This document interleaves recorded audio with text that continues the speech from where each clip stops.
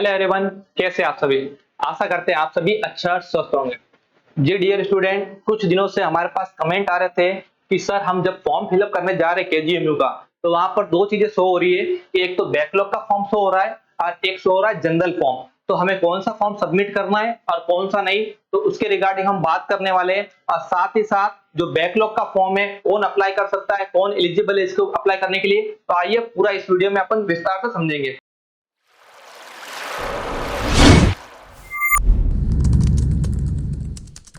तो बात करते हैं बैकलॉग के फॉर्म के बारे में। तो याद रखना कि टोटल आपके कितनी वैकेंसी आ रखी है, 700 प्लस। टोटल कितनी आ रखी है आपके, टोटल वैकेंसी आपकी आ रखी है 700 प्लस।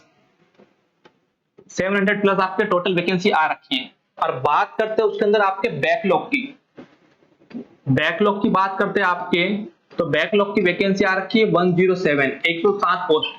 अब बात कर रहे हैं अपन कि आप जब फॉर्म भरने जाओगे, फॉर्म स्टार्ट हो चुके हैं, तो जब आप फॉर्म भरने जाओगे तो आपको कौन से अप्लाई करना है कौन सा नहीं। यदि आप दोनों अप्लाई करते हो तो दोनों अप्लाई कौन कर सकते हैं, तो आइए। तो जब बात करते हैं आपके बैकलॉग की, तो याद रखना बैकलॉग की वैकेंसी वही अप्लाई कर सकता है जिसके पास यूपी का डोमिसाइल सर्टिफिकेट है, जिसके पास यूपी का डोमिसाइल सर्टिफिकेट है। समझ में आया। तो ये वही अप्लाई कर सकता है। आप साथ ही साथ एक बात और याद रखोगे कि इसके अंदर सिर्फ अप्लाई कर पाएंगे आपके ओबीसी कैंडिडेट, आपके एसटी कैंडिडेट, एससी कैंडिडेट, ये सारे। इसके अंदर आपके जनरल वाले अप्लाई नहीं कर पाएंगे। किसके अंदर, आपके बैकलॉग के अंदर। इसके अंदर जो आपके जनरल वाले हैं, इसके अंदर जो आपके जनरल है, जनरल वाले क्या करेंगे, अप्लाई नहीं कर पाएंगे। आप क्यों नहीं अप्लाई कर पाएंगे, क्योंकि क्योंकि जब आप बैकलॉग का फॉर्म की जब आप डिटेल्स देखोगे कि 107 पोस्ट निकाल रखी है, तो उसमें जनरल की 0 पोस्ट है, 0 पोस्ट है। इसलिए इसमें जनरल वाले अप्लाई नहीं कर पाएंगे।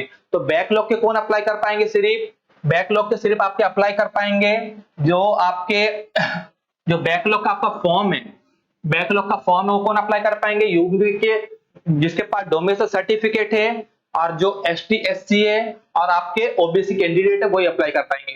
अब सेकंड बात क्या आती है आपके, तो जो नॉन यूपी के कैंडिडेट है, जो आपके जो नॉन यूपी के कैंडिडेट है, तो जो नॉन यूपी के कैंडिडेट है जिसके पास डोमिसाइल सर्टिफिकेट नहीं है, जो नॉन यूपी के या जो कह सकते हैं अदर स्टेट के जो है, वो क्या कर पाएंगे, वो सिर्फ जनरल जो है आपके जनरल फॉर्म है उसको अप्लाई कर पाएंगे, बैकलॉग वाला फॉर्म अप्लाई नहीं कर पाएंगे।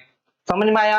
अब बात करते हैं कि सर दोनों फॉर्म कौन अप्लाई कर सकता है, तो दोनों फॉर्म वो अप्लाई कर सकते हैं, याद रखना, एक तो बैकलॉग और आपके जनरल, बैकलॉग और जनरल, ये दोनों फॉर्म को अप्लाई कर सकते हैं जिसके पास यूपी का डोमिसाइल है, यूपी का डोमिसाइल है, तो वो दोनों फॉर्म अप्लाई कर सकता है।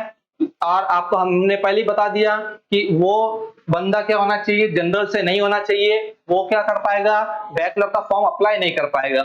समझ में आ गया बात, ये हो गई यहां तक। और एक चीज याद रख लेना, एक चीज याद रख लेना कि जो बीएससी है, बीएससी की स्टूडेंट है, बीएससी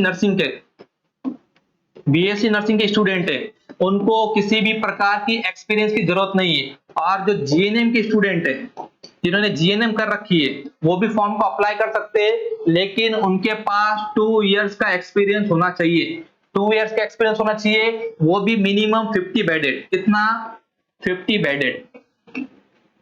तो ये पूरी थी आपके बारे में कि जब आप फॉर्म अप्लाई करो तो किन किन बातों का ध्यान रखना है। तो एक बार वापस से रिवाइज कर दे रहा हूं कि जो बैकलॉग का फॉर्म है, बैकलॉग का फॉर्म आपके कौन अप्लाई कर सकता है, कि जो यूपी का डोमिसाइल उनके पास, और OBC ST SC candidate, general apply नहीं कर पाएंगे। नेक्स्ट बात करते हैं, तो जो अदर स्टेट के जितने भी है, ठीक है, वो क्या हो गए आपके जनरल कैटेगरी के, वो क्या कर पाएंगे, आपके जनरल फॉर्म भर पाएंगे। तो आप सारे जितने भी अदर स्टेट के वो किस में काउंट हो गए, आपके जनरल में काउंट होंगे। तो हो गया वो आपके जनरल फॉर्म अप्लाई कर पाएंगे। और बैकलॉग और जनरल के फॉर्म कौन अप्लाई कर पाएगा, जिसके पास यूपी का डोमिसाइल सर्टिफिकेट है, वो दोनों ही फॉर्म भर पाएगा। और नेक्स्ट बात करते हैं बीएससी नर्सिंग वाले को किसी भी एक्सपीरियंस की जरूरत नहीं है, और जीएनएम वाले को 2 इयर्स एक्सपीरियंस विद 50 बेडेड होना चाहिए वो हॉस्पिटल। तो थैंक यू। इसी प्रकार से इंफॉर्मेटिव वीडियो में जुड़े रहेगा। धन्यवाद।